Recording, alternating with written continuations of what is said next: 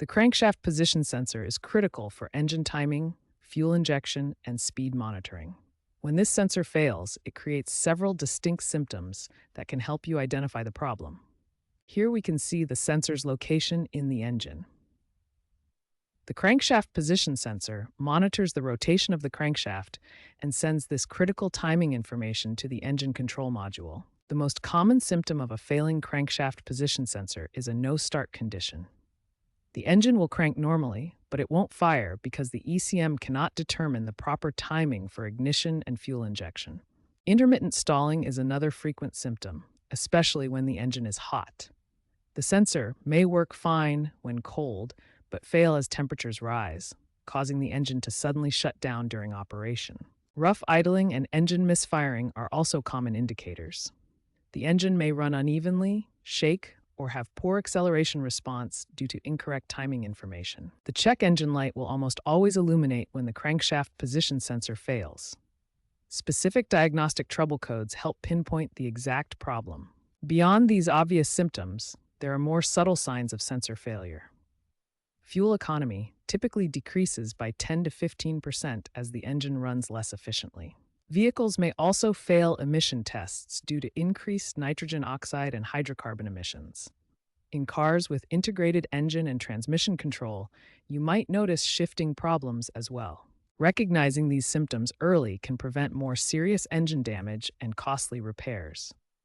If you experience any combination of these issues, especially the no-start condition or check engine light codes, have your crankshaft position sensor tested immediately. Troubleshooting a crankshaft position sensor requires a systematic approach.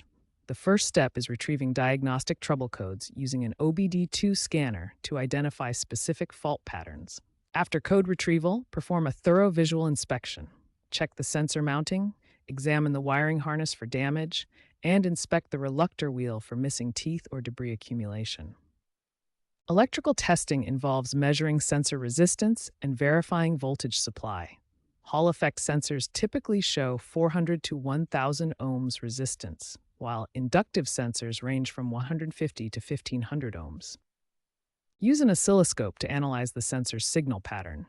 A healthy sensor produces consistent square waves for Hall effect types or clean sine waves for inductive sensors.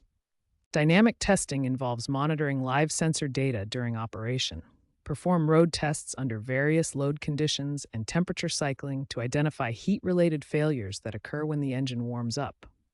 Common failure modes include heat-related issues, where sensors work when cold but fail when hot, wiring harness problems from damaged insulation, reluctor wheel damage from missing teeth or debris, and internal sensor component failure. Modern scan tools incorporate artificial intelligence to predict sensor failures before complete breakdown occurs. Enhanced sensor durability includes heat resistance up to 200 degrees Celsius and improved magnetic shielding against electromagnetic interference.